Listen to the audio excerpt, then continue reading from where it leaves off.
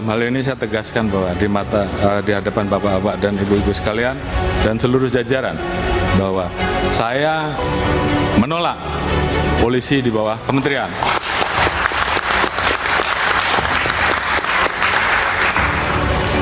Dan kalaupun saya yang menjadi Menteri Kepolisian, saya lebih baik menjadi petani saja.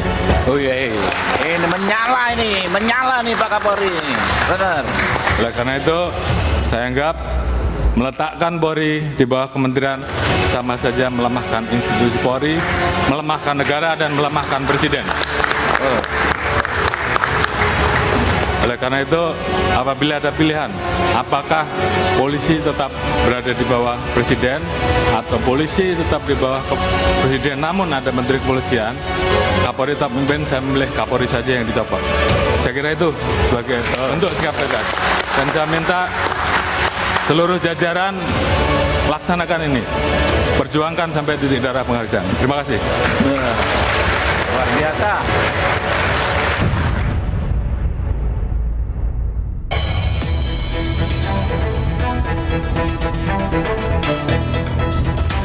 Selamat malam. Pernyataan Kapolri di Komisi 3 DPR Senin lalu sangat tegas dan menolak berada di bawah kementerian. Malam ini, Satu Meja The Forum akan membahasnya. Untuk membahas tema ini, sudah hadir di studio Kompas TV, Bapak Arianto Sutaji, staf Kapolri, staf ahli Kapolri. Selamat malam, Pak. Selamat malam, Pak. Ada Bus Abdullah, ketemu lagi, anggota Komisi 3 DPR. Selamat malam. Kemarin bertemu langsung dengan Kapolri di rapat kerja. Ada juga Ibu Dr. Ambar Wulan, sejarawan kepolisian. Selamat malam. Malam, Mas. Dan last but not least ada Mas Bambang Rukminto, pengamat kepolisian.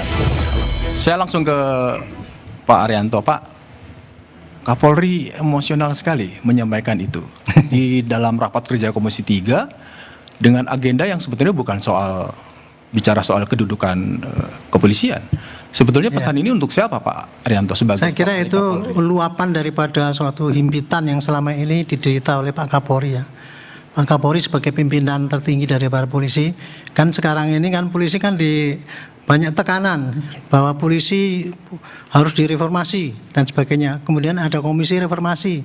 Bahkan di antaranya yang terdengung keluar itu, yang akan direformasi adalah semuanya, kan gitu kan, statusnya gitu kan. Kedudukannya ya. Gitu. Padahal selama ini ya, pemahaman kami polisi itu, kemarin begitu ada tuntutan komisi reformasi polisi aja, bentukan kita presiden. kan menjawab bukan komisi reformasi polisi, tapi transformasi polisi, karena kita sudah melakukan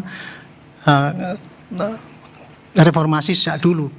Yang belakangan ini menurut kami semua polisi itu merasa, ya Pak, ya, bahwa kita itu sudah selama di dalam periode setelah Undang-Undang Nomor 2 itu, saya pribadi sebagai pengamat sejak saya tahun 71 saya sudah jadi polisi, ya Pak, ya. Itu memang selama ini kedudukan polisi di bawah presiden ini menurut kami itu udah paling efektif gitu. Nah kemudian kan ada desakan untuk di bawah menteri gitu kan. Nah Pak Kapolri merasa bertanggung jawab itu, Pak. Kalau sampai itu terjadi, itu kan tanggung jawab beliau kan selama ini kan. Makanya beliau mumpung ada di depan DPR, beliau memperjuangkan bahwa kami ini berusaha memperbaiki diri, ya Pak itu. Tapi tidak harus kemudian kami harus dipindahkan kepada struktur yang lain, karena itu berarti tidak disoal lagi soal kedudukannya. Ya, jadi itu tadi, Pak. Strukturnya sudah bagus, ya, untuk kelembagaan, untuk profesionalitas, hanya untuk mentalitas itu memang belum masuk. Makanya kita merasa bahwa yang lemah bagi kita adalah kultural. Makanya itu kalau mau reformasi mestinya sasarannya ya itu gitu, bukan sampai pada kulturnya. Kurang lebih gitu, Pak. Ini mumpung lagi di depan DPR, Pak Kapolri momentum yang bagus gitu kan, ya, ada di DPR. Karena selain itu nanti nggak ada kesempatan lagi, Pak, untuk beliau menyampaikan. Artinya gitu. Persoalannya lebih kepada kultural ketimbang yang kekurangan polisi di situ kan. Kalau mau direformasi itu. Gus Abduh sebagai anggota Komisi 3 ada di situ. Ini sebenarnya pernyataan Kapolri yang sangat emosional menolak tegas itu atas pertanyaan dari anggota DPR dalam rapat kerja, atau ya memang spontan Pak Kapolri menyampaikan seperti disampaikan oleh Pak Arianto? Ya, apa yang disampaikan beliau ini ya rentetan panjang sebenarnya. Rentetan panjang tekanan terhadap lembaga kepolisian. Ya kita Tekanan terhadap lembaga kepolisian. Dari siapa? ya kita lihat dari Agustus kemarin, terus Peristiwanya 25 peristiwanya. Agustus maksudnya, Dari demo besar. Agustus, Oke. terus statement terakhir bahwa tim reformasi kepolisian yang dibentuk oleh Presiden akan memberikan rekomendasi di akhir bulan ini kan. Nah, dari situlah isunya bahwa lembaga kepolisian ini mau dipindah ke bawah kementerian atau bagaimanapun. Sebelum sampai ke sana, artinya itu inisiatif dari Kapolri ya, bukan ada janjian dulu dengan Komisi 3 nanti akan disampaikan di forum Nggak ada. rapat kerja. Nggak ada Betul-betul sama sekali. luapan. Nggak ada sama sekali. Kekhawatiran kita kan begini, memang Wakapolri sendiri kemarin ketika awal pembentukan panja reformasi kepolisian, pengadilan dan kejaksaan sudah mengakui kok kalau kepolisian ini banyak kekurangan, bahwa makan statement beliau itu viral, masyarakat lebih milih menghubungi damkar daripada polisi. Ya, berarti kan di internal sendiri sudah mengakui mereka terbuka untuk berbenah diri gitu loh. Oleh karena itu kita sebagai DPR fungsinya pengawasan, legislasi dan penganggaran. Itu yang kita bisa lakukan. Pengawasan ketika memang perlu untuk reformasi undang-undang revisi undang polisian. Ya, itu kan lagi kita coba nih mendengarkan semua keluhan masyarakat, bukan hanya di kepolisian, di kejaksaan, di pengadilan. Itu yang sedang kita lakukan. Kalau ada koreksi di internal terkait kultur, oke lah, dan pengawasan dari DPR oke lah. Enggak, saya ingin memastikan bahwa apa yang disampaikan Kapolri itu betul-betul spontan dan memang didukung oleh DPR ya. Kalau Nggak ada pertanyaan itu. Tidak ada pertanyaan. Betul-betul itu. inisiatif dari Betul-betul seorang dari Kapolri. inisiatif dari Pak Kapolri. Oke. Tapi ya kemarin karena rentetan panjang, mungkin tekanan dan teman-teman DPR solid untuk mendukung itu karena ada statement bahwa rekomendasi akan diberikan akhir bulan ini. Gitu. Oke. Mas Bambang, saya sampai titik darah penghabisan, ikutin ya. Artinya Pak Kapolri disampaikan bahwa semua jajaran tolong perjuangkan ini, bahwa kedudukan Polri harus tetap di bawah Presiden. Sebagai orang yang selalu memberikan masukan, kritikan, bahkan saya melihat ada beberapa kalimat yang tegas soal reformasi dimulai dari pucuk pimpinan. Anda melihat apa yang disampaikan oleh Kapolri ini bagian dari antisipasi karena ada rekomendasi yang akan dikeluarkan oleh tim bentukan Presiden? Ya bisa jadi ya, tapi pernyataan yang disampaikan Kapolri kemarin bagi saya mungkin dan kawan-kawan civil society ini ngeri-ngeri sedap juga. Ngeri-ngeri sedapnya gimana? Iya, sampai titik darah penghabisan itu siapa yang akan menghabisi ya seperti itu kan. Jadi ini ungkapan. iya, Anda melihatnya lebih dari itu, bahwa seorang jenderal problemnya kan bukan hanya ini adalah pernyataan Kapolri yang bisa diterjemahkan di bawah berbeda seperti itu. Saya menyadari bahwa itu ungkapan emosional Kapolri lah, bahwa ini adalah problem yang serius seperti itu, dan saya mengapresiasi yang disampaikan Kapolri kemarin malahan karena baru pertama kali ini Kapolri setegas itu. Makanya saya juga sama melihat. Tegas banget. Cuma ya ada yang kalau orang Jawa bilang keladuk lah, kelebihan lah, berlebihan kalau sampai titik darah penghabisan ini. Tadi yang disampaikan Gus, siapa yang menekan Polri sih sebenarnya?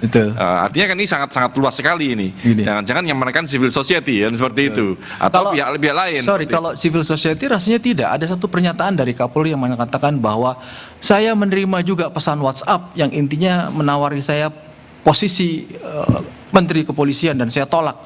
Artinya nggak mungkin loh. Nggak mungkin civil society menawarkan posisi. Betul. Dan ini ada datang dari struktur kekuasaan. Betul. Anda melihat? Iya, kalau seperti itu memang berarti ada sinyal-sinyal memang akan diarahkan ke sana gitu. Tapi kalau saya melihat komisi reformasi yang dibentuk Presiden kemarin, terlalu jauh lah ke arah sana, Mas. Oh, terlalu jauh. Terlalu jauh lah.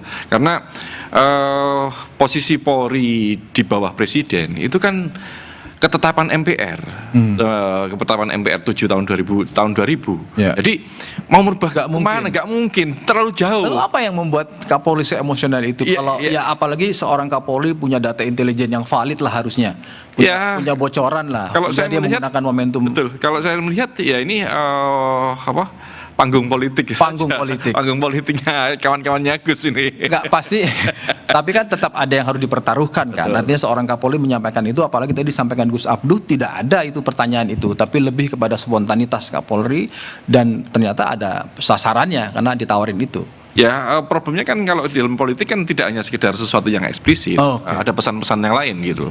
Pada siapa itu tentu Kapolri sendiri yang tahu. Oke, gitu. oke. Sekarang saya ke Bu Ambar. Bu Ambar, dari perspektif sejarah, secara historis kedudukan kepolisian ini sepanjang mulai dari pra kemerdekaan sampai dengan kemerdekaan sebetulnya yang disampaikan oleh Pak Listio bahwa polisi berada di bawah presiden itu adalah amanat reformasi, undang-undang. Itu dulu secara historical gimana sih sebetulnya? Masalah kedudukan kepolisian, terutama Polri, itu sejak Indonesia merdeka ini selalu menjadi permasalahan ya. Oh, sejak Dan dulu sudah ada jadi dinamikanya persoalan. lah, Oke. ya. Ada dinamika historisnya. Jadi kalau boleh saya insight ke belakang ya, Ya. sejak Indonesia merdeka dari 17 Agustus 1945 hingga 1 Juli 1946. Ini ada satu perubahan kedudukan di mana sebelum 1 Juli Indonesia merdeka sampai 1 Juli itu kedudukan kepolisian itu dibagi di dalam beberapa kewenangan. Jadi saat itu menggunakan sistem Hindia Belanda. Hindia Jadi Belanda. terbagi menjadi Polri kepolisian ada di bawah Kementerian Dalam Negeri. Oh, sempat ada di Ya, bawah Kementerian ya. Dalam Negeri, di zaman Hindia Belanda. Ya, Oke. dan itu digunakan dipakai lagi sistem itu di masa Indonesia merdeka sampai 1 Juli. Nanti 1 Juli ada perubahan lagi kan. Gitu ya. Saya bicara di durasi itu, Ya. periode itu. Periode sebelum Ya. kemerdekaan. Jadi dibagi menjadi 3 kewenangan, ada di bawah Kementerian Dalam Negeri dengan kewenangannya itu terbatas dalam konteks administrasi saja. Kemudian di bawah kepolisian, di bawah Kejaksaan Agung, kalau di zaman Hindia Belanda namanya Prokurur General ya, itu memimpin polisi preventif dan represif. Jadi operasional itu di bawah Kejaksaan Agung. Sekali lagi bahwa kepolisian di bawah Kementerian Dalam Negeri itu hanya terbatas kewenangannya pada masalah-masalah administrasi. Ya. Dan yang ketiga, bahwa peninggalan zaman Jepang itu polisi kan ada di daerah-daerah juga ya. Itu di bawah residen. Jadi setiap pimpinan di daerah, di wilayah itu punya polisi sendiri. Oh, jadi dia di bisa di bawah pimpinan kepala daerah lah kira-kira. Ya, dia Oh, bisa sempat juga. mengangkat sendiri, memberikan pangkat. Itu di zaman pendudukan Jepang. Kita bicara sudah masuk Oh, sudah merdeka ya. masuk Ini merdeka. sekali bahwa sejarah kepolisian itu kan unik ya. Jadi beda dengan mungkin TNI yang memang lahir setelah Indonesia merdeka. Jadi kepolisian Polri itu merupakan kelanjutan dari zaman sebelumnya, sebelum pra merdeka Indonesia merdeka. Kenapa? Ini merupakan satu kontinuitas gitu ya, karena polisi di akhir, kita bicara sudah masa akhir pendudukan Jepang, kemudian Indonesia merdeka kan. Polisi itu kan tidak pernah dibubarkan. Salah satu-satunya alat keamanan yang tidak dibubarkan adalah polisi. Kenapa? Karena polisi ini menurut perjanjian Geneva bahwa dalam situasi perang polisi itu tidak boleh dibubarkan. Dalam situasi Ya, perang polisi PMI seperti itu ya kan. Dalam perang kan polisi ini kan domainnya dalam masyarakat. Dalam situasi perang masyarakat itu kan butuh polisi juga kan. Bahwa ada persoalan-persoalan keamanan yang dibutuhkan oleh masyarakat itu sendiri. Jadi polisi tidak dibubarkan sehingga ketika Indonesia merdeka ini polisi Indonesia di era awal kemerdekaan itu merupakan kelanjutan dari polisi sebelumnya, dari zaman Hindia Belanda, kemudian dilanjutkan di zaman Jepang, dan artinya pro kontra sekarang ini kedudukan polisi ada di bawah Ya. presiden, di bawah menteri, Ya. bahkan kepala daerah itu sebenarnya secara historis pernah terjadi. sudah terjadi dan itu Dan semuanya punya referensi soal itu kan? Oh. Oke.